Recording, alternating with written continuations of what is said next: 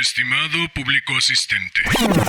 Híjole, no me lo tomes a mal, pero hoy no se me antoja particularmente tanto protocolo, tanta formalidad, tanta galantería y tanto previo.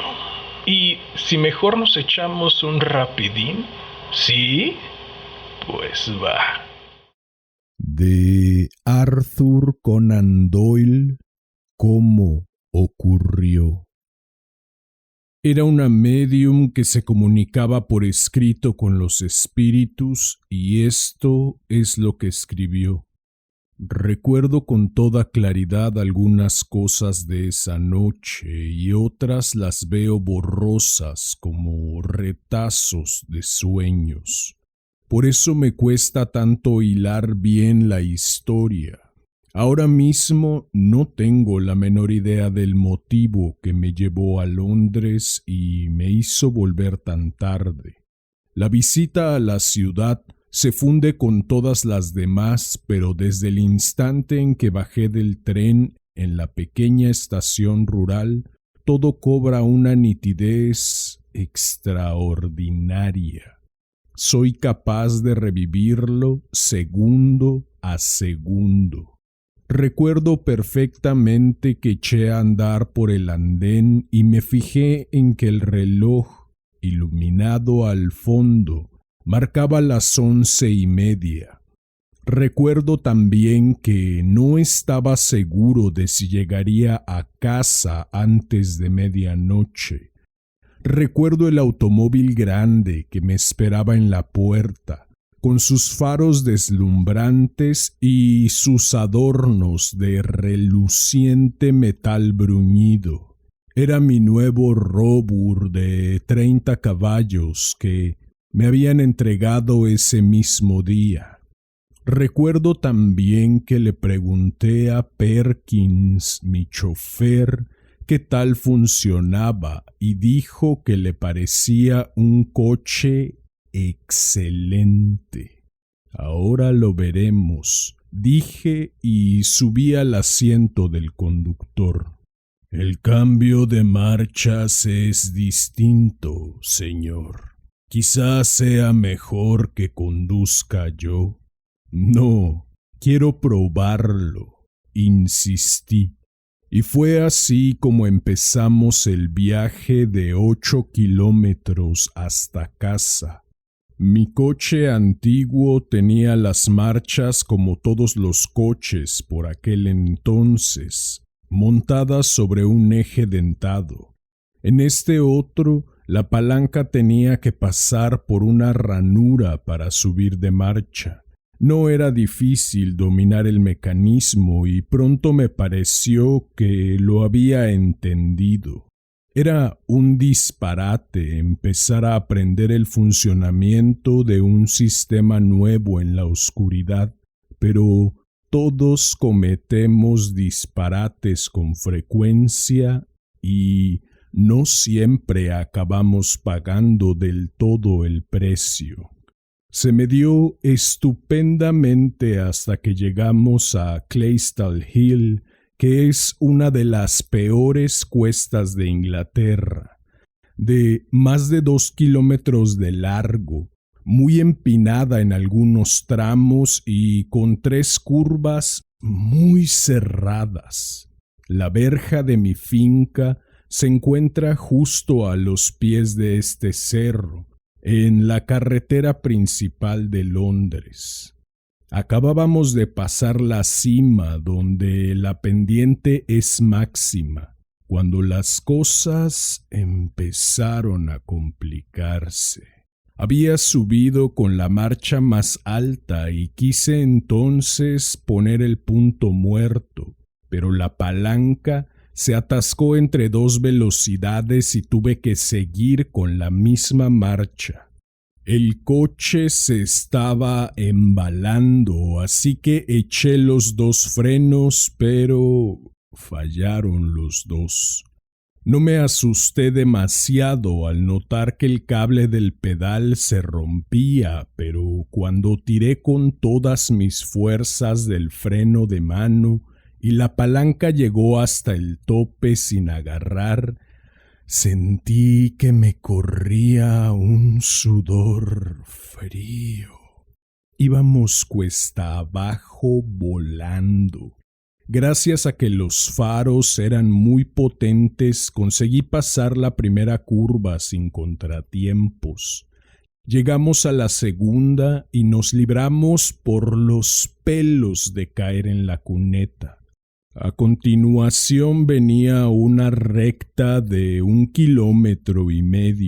Al final de la recta, la tercera curva y por fin la verja de mi casa. Si conseguía llegar a ella, estaríamos salvados porque el coche perdería velocidad en la cuesta que subía hacia la casa. Perkins se portó de maravilla y quiero que se sepa, estuvo en todo momento frío y atento. Al principio se me ocurrió echarme a la cuneta, pero Perkins me leyó el pensamiento. Yo no haría eso, señor. A esta velocidad volcaríamos y el coche nos aplastaría. Naturalmente tenía razón. Dicho esto, desconectó el contacto eléctrico, así que íbamos sin motor a una velocidad tremenda.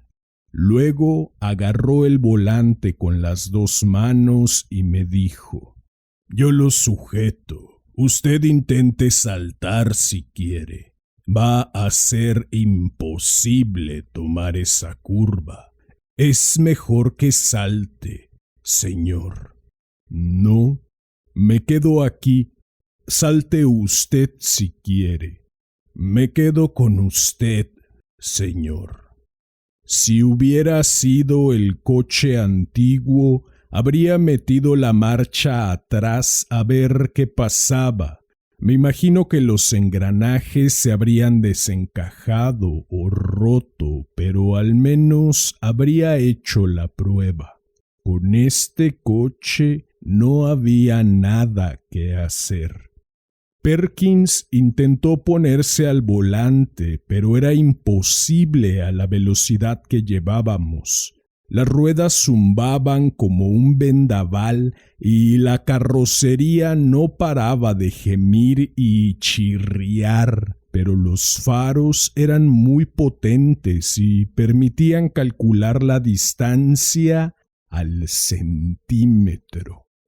Recuerdo que pensé que si por casualidad alguien nos estuviera viendo, el espectáculo seguramente le parecería espeluznante, aunque majestuoso.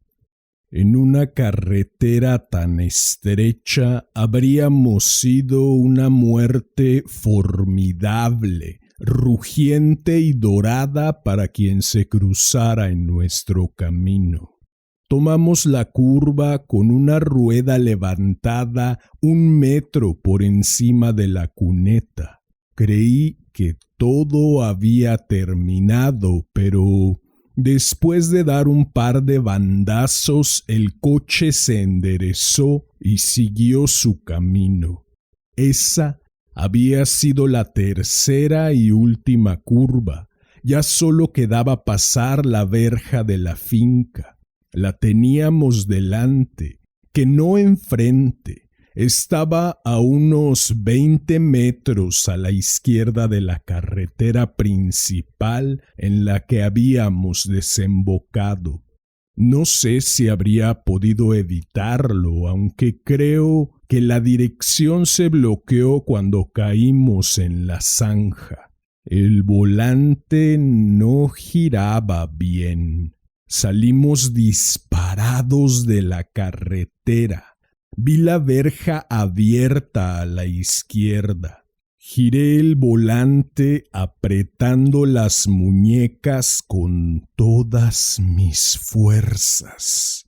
Choqué con Perkins y un instante después, a 80 por hora, La rueda derecha se estrelló contra el pilar derecho de la verja. Oí el golpe, fui consciente de que volaba por el aire y luego... Recuperé el conocimiento entre la maleza, a la sombra de los robles, en el lado de la avenida donde está la casa del guarda. Había un hombre a mi lado. Al principio pensé que sería Perkins, pero enseguida vi que era Stanley, un compañero al que había conocido años antes en la universidad y por el que sentía un afecto sincero.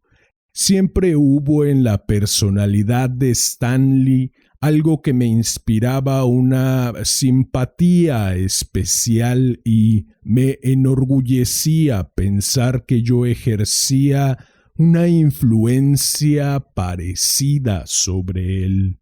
Me sorprendió verlo en ese momento, pero me sentía como si estuviera soñando, mareado, confuso y dispuesto a aceptar lo que veía sin cuestionar nada.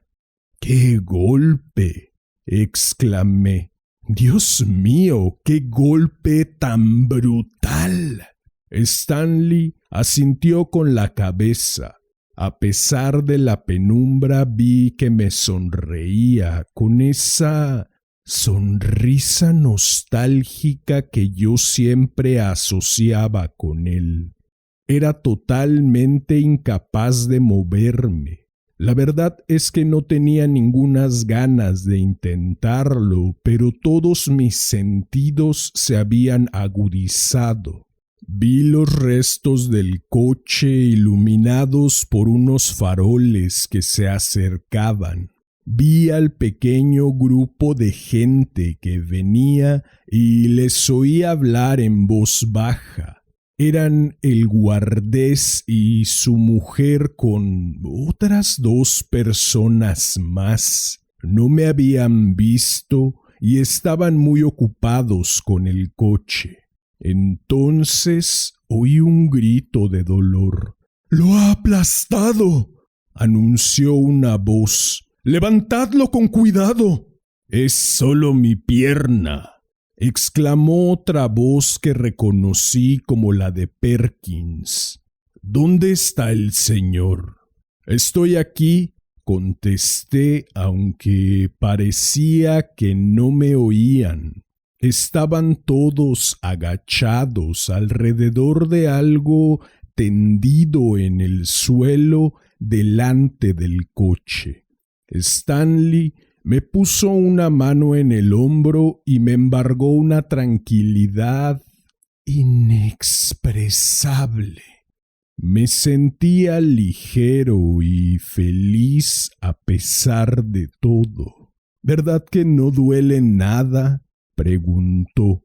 «Nada».